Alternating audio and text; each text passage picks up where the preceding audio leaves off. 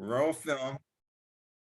Welcome to Syd and Malcolm on malcolmpresents.com. Malcolm Presents is a internet platform featuring a variety of Zoomcasts and podcasts and other things. Anyway, so it's malcolmpresents.com. Welcome, Syd. How are you today?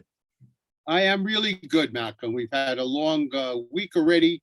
Today we had our veteran farmers market where we did it outdoors for the first time in a couple of weeks because the weather's been a little inclement here. Today was 45. Well, today was 45 degrees, and a lot more people like to come outdoors for the reasons why we started the market in the first place, which is to keep them out of stores. To reduce the risk of them coming down with COVID. I would say that 3/4 of my veterans have already come down with COVID, even though we're trying to protect them from a lot of other sources that they have no control over. They have grandchildren. Some of them have gone to intimate parties that were not as intimate as they would like. But thank God, no one has passed away in about a year and a half. Oh, good. A year and a half ago, Tony Panzarella, he didn't die of COVID, but that's what put him in the hospital. Then they found he had advanced cancer, and he passed. Yeah, that does every time. Well, a lot of people you see that I read the obit, it says with not COVID, but sort of brought on by COVID. It's, I guess they've had a lot like diabetes or overweight or heart conditions with COVID complications. Yep. And there are so many other parts of the body that the virus has hit. I had one friend who, after he left the hospital, developed a terrible swelling in his ankles, and the doctor attributed that to COVID. Another friend of mine went to the hospital and he developed COVID of the colon and has to go through a gastro. Another friend of mine had a very mild case of COVID, and 6 months later, her hair started to fall out, all attributed to the COVID virus. That's sort of weird. Nothing is weird. Everything is in the annals of people being affected by this. But I did want to talk to you about something that is near and dear to me as a child of Holocaust survivors, and one of the reasons why I formed Rock and Wrap It Up was to honor that took my parents in 1950 after they waited 3 years.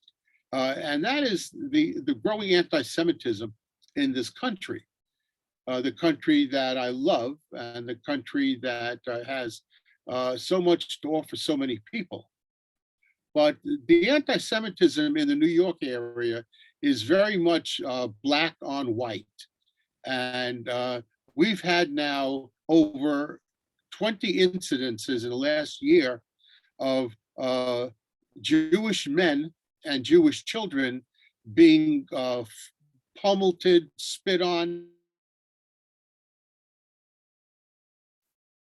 and most of them are in Borough Park in Williamsburg. And a lot of it is just hate towards the customs and the rituals and the garb of some Jewish people. Yeah, and it is horrible.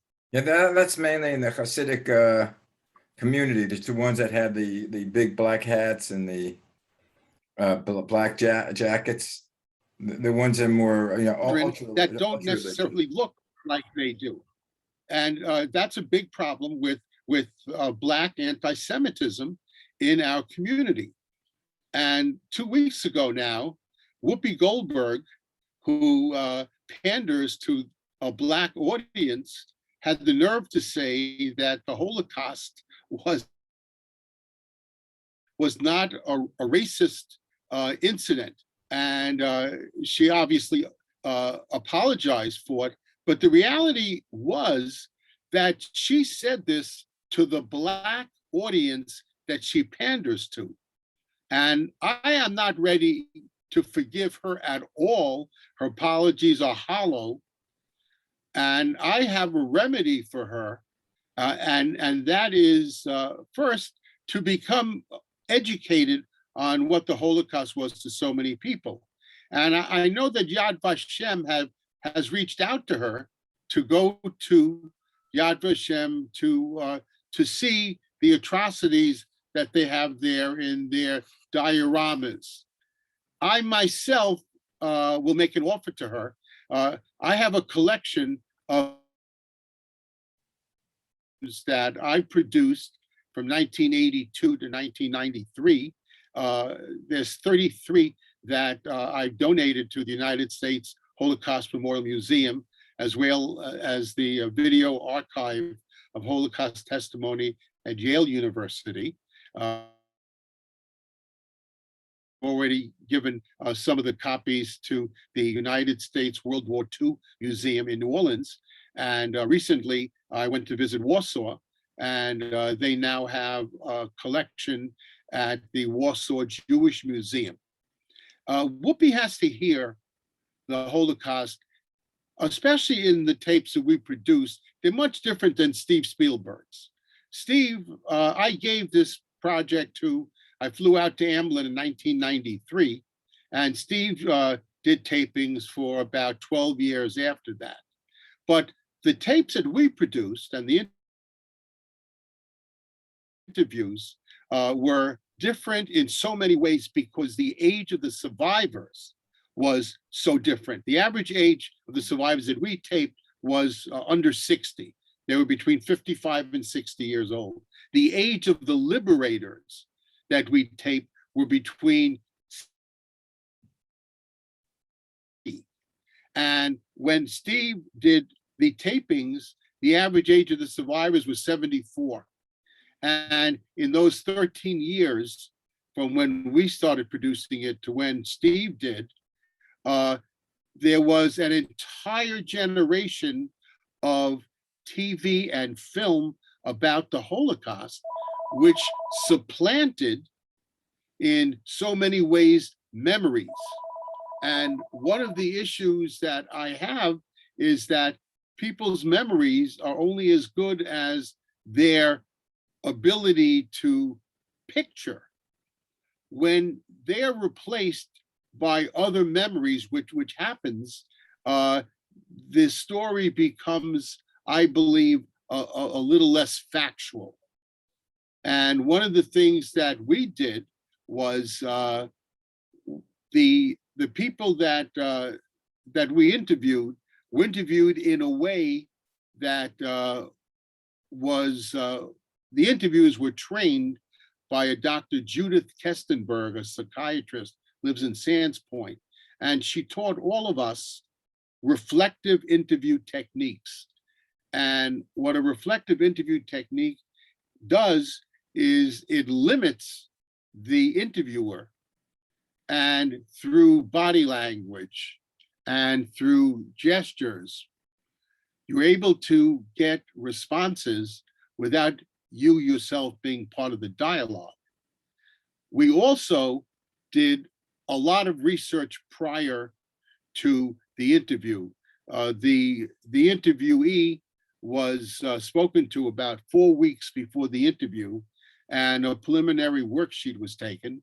The interviewer then went back, and we have a series of reference books so that we knew all of the camps. We knew the time frame, the elements, and we were able, in some cases, to correct some of the facts that may not have been correct coming from the interviewee. And then the day before the interviewer spoke to the interviewee. During the interview, which was a 2-hour interview, a series of questions were asked, and they were the same for all interviewees that we did. And finally, the day after the interview, the survivor was spoken to see how they felt. We had instances that the survivor themselves had to take a break because they became emotional. And all that was done to preserve the legacy historically accurately as best as we could. Yeah, but didn't It's my yeah. What I remember. it's my belief. Continue. Go ahead, Malcolm. What did you Oh, ask? no, what I was going to say is from the some of the footage I've seen on the when the American soldiers liberated the concentration camps. From what I understand is I think it was General Eisenhower said that he wanted a film crew to come in to see the liberation because he wanted to document the conditions of the people there. So no one, after the war could deny that it was that it happened. And I think just seeing the conditions, seeing the people, the survivors, the bodies, the crematoriums, the bones, the large ditches of bones put into, to be buried. I mean, that almost speaks for itself. It's almost. Well, it does, but what is missing from that is that was the end. The end result was the liberation. And again, most of the camps that were east of Berlin were liberated by the Russians. My parents were liberated by the Russians. Those that were coming from the west to the east were liberated by Americans and Brits. Did the Russians document this? I mean, did they do any footage? Yes, they did. In fact, they have documents of the liberation of Auschwitz. Last week was the International Remembrance of the Holocaust, which always takes place January 27th, the day that Auschwitz was liberated by the Russians. And they have footage, but to me, it's more important to hear the mindset of the survivor. Oh yeah, this is something that Whoopi, can never know because she's done no research on this. We were not slaves, and you can't ever compare a slave that was in the South to a Holocaust victim and survivor. The Holocaust victim and survivor had no worth, zero. Slaves had worth. Slaves were worth $500, $1,000. The slaves had value. There was no value set to a Jew's life. They were worked to death, and no one cared because there was another Jew to take their place. So there was no value to Jewish life. What just reminded me of when you're saying that the value, there's no value, there's no worth. But if you couldn't work, you were sent to to be exterminated. Yes, you had no value. Right. Zero. I mean, the older or the young who couldn't contribute to manufacturing or whatever they did, they were they were put to death. Chambers. Right, because they knew how much it would cost them to feed a Jew, and they had it down to the mark. How much money a day it cost them to have the lights turned on in the concentration camp, to have a guard paid to watch them, to give them food and water, and that was an expense that they knew they had to make up by the Holocaust victim working for them. So what I believe has to happen is that Whoopi Goldberg has to become educated in all of this and reach out to the Black community that she caters and panders to and become an acolyte, become a person of knowledge to tell them about what the Jewish people went through. Forget about racism.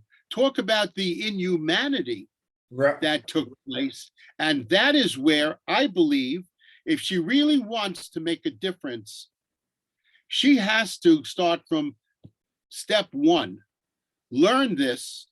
She's an articulate woman, and then go out and you teach Black people that may have had no experience in this in school or otherwise, maybe never met a Jewish person, and let them understand to have some empathy, not sympathy, but have empathy to what Jewish people went through during the Holocaust, of which Whoopi spoke about.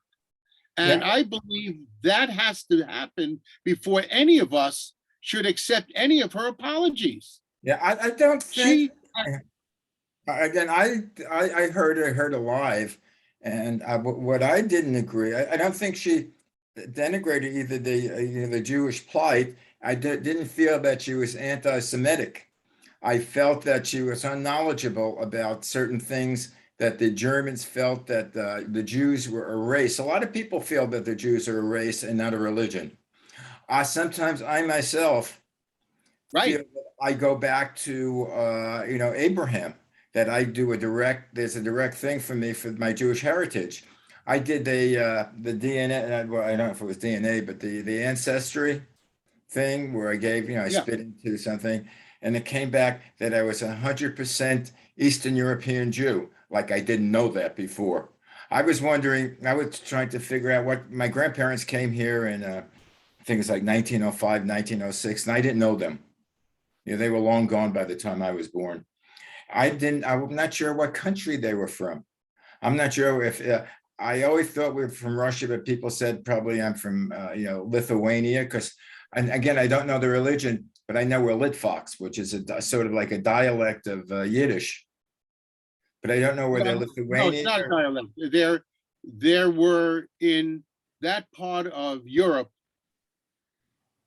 people that lived on the western end.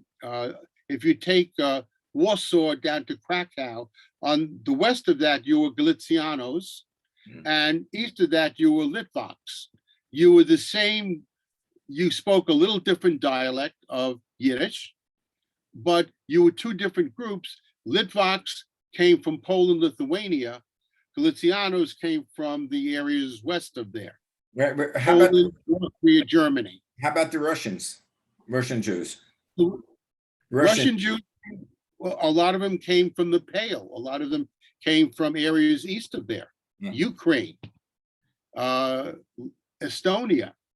These are places that also had some Litvoks. My father-in-law was from Lithuania and Poland, and his parents were from east of there, towards Russia. But I myself, when I did my DNA test, it came out that most of my background is North African. So it's Ashkenazi and North African. That is what, Ashkenazi is mainly German, isn't it? not German, German, Poland, that whole area. You are an Ashkenazi as the Lithuanian. You are an Ashkenazi from genetically. I am Ashkenazi. Now, my wife's family is some Ashkenazi, but mainly from Central Asia. And their DNA showed that they were from an area towards Mongolia. Yeah. And two of my children happen to have Asian features. Were there Jews in Mongolia? Yeah, there were Jews all over that part of the world because during the diaspora, they went east. Yeah, well, I know that was Sephardic Jews were, the ones. Not Sephardic. Spain. Yeah, they were Spanish. Well, for only a couple of generations. Most of us that are Ashkenazi are also Spanish because we went from Africa to Spain, and then we were all kicked out of Spain in 1492 because of the anti-Semite Isabel and Ferdinand. And then they went to points unknown. Some of them went to Portugal. Some went north to Germany, France. But that's where the Ashkenazis went. But we all started out in the Mideast. Yeah. That's where we started from. I'll tell you an interesting genetic fact that the majority of people that think they are Ashkenazi Jews only have 40% Ashkenazi in their genes. The rest are all other mixes and races because of the intermarriage that took place over the last 1,500 years.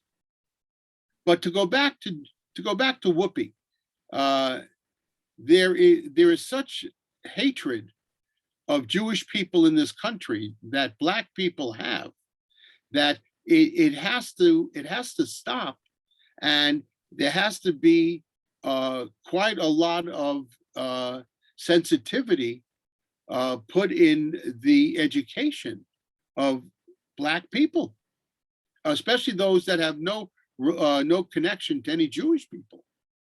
And I'm a firm believer that, you know, there's always ways of starting over.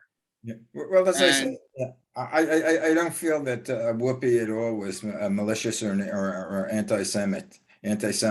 I disagree with you. I Already think made other comments. 4 years ago, she chose to denigrate Jewish women. And she did a skit, and she was blasted for it, but she didn't apologize. It was called The Jewish American Princess Cookbook. And in that series, she wrote how to make fried chicken. Have your maid go to the supermarket and come back with a chicken. Have your cook, and the entire thing was a denigration of Jewish women. Well, that's something to me. Sometimes it's taken. I think you take a little over the edge. I think there's, even when I grew up, you know, there was a concept of the Jewish American princess who didn't know how to cook. She didn't. It was like, what's a perfect home for Jewish American princess? You know, there's a. You know, the living room, the parlor with no kitchen and no bedroom. I mean, there are all sorts of Jewish princess jokes, and it's a way you take. I will tell you that is way beyond me. As a child of survivors, I never was exposed to Jewish American princess or the word Jab, which people said. I never heard that till I was in college, because I came from a survivor mentality and survivor experiences. Yeah. So that to me is an anathema. That's like using the N-word. When you call somebody Jap, that is the worst thing you could call a Jew. And I have a hard time with that. Well, and that's why Whoopi knew all of this, and she did this. So this is not the first time that she has denigrated Jewish people. And I believe that she owes it to the Jewish audience, but now more so to the Black audience, to come clean and teach the Black audience about anti-Semitism. Well, I mean, it's not funny, but it's ironic, because I'm a product of the 60s. You know, I grew up to my adulthood in the 60s and the 70s. And there was a very strong unity between Blacks and Jews. There was a commonality, and it was based on slavery, and it was based on prejudice. And the Black and the Jews were walking hand in hand in the civil rights movement. I mean, you always saw some of them were, absolutely, but that's changed. And now, especially in New York, the hatred of Jewish people by Blacks is palpable. And it's something that has to change if there's going to be any kind of life between the race, between the Black. Yeah, now you're freezing on me. So while I'm talking, I don't know whether anybody could hear him, but Can you hear me? Can you, well, you can't even acknowledge me because right now you're frozen out. Anyway, guys, again, I don't necessarily agree with Sid on what he's talking about. I grew up where there was a lot of kidding, a lot. I think if you listen to Jewish humor, if you listen to the Jewish comics, who basically were on TV, they were the shows on TV, during the 50s and 60s and 70s, the George Burns, now what's happening? Can you hear me?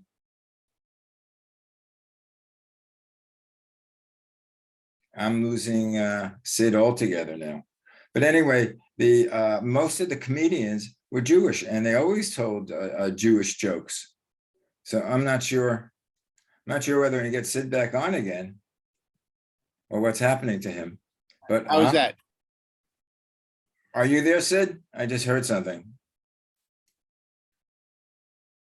Anyway, I don't know about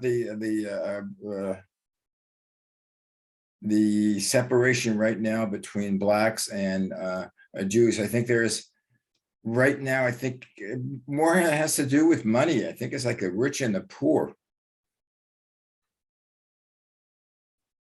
Anyway. All right, now I can see you, hear me and see me? I see something like your computer board or something. Now you have hands. But I can't see your face. Can you see my face? Can you hear me? Nope. Okay. Anyway, guys, I think what we're going to do instead of continuing with this. Hello? Hello, I hear you. Okay. Now I see you. Okay, see it here. What happened? What happened? Now you're freezing again. It said your 40 minutes are up. Please upgrade. Oh. So that's why it turned off at that. I don't have 40 minutes. I have That was interesting. I have the So do we have to? I have like an hour and a half. I know it came up. But anyway, I think since we do have problems, I think Please upgrade. I'm upgraded to All right, did we get most of the show done? Yeah. Good. Yep, it's 29 minutes. So anyway, I'll straighten it out. I'm gonna say goodbye to you. Again, we'll agree to disagree on the Whoopi Goldberg thing. I think she, to me, it wasn't vicious. I think it was more or less her misinterpretation of reality. But we should continue with this, and I'll check with Zoom to make sure that I'm on a good scale with, because I think my show should be unlimited. I could go like 24 hours, 24/7. Anyway, right. Sid, I'll say goodbye so people won't have to listen to. Yeah. I will. I'll try to reset this by next week. Okay, sounds good. Have a good week, and I will see you next week. Ta-ta.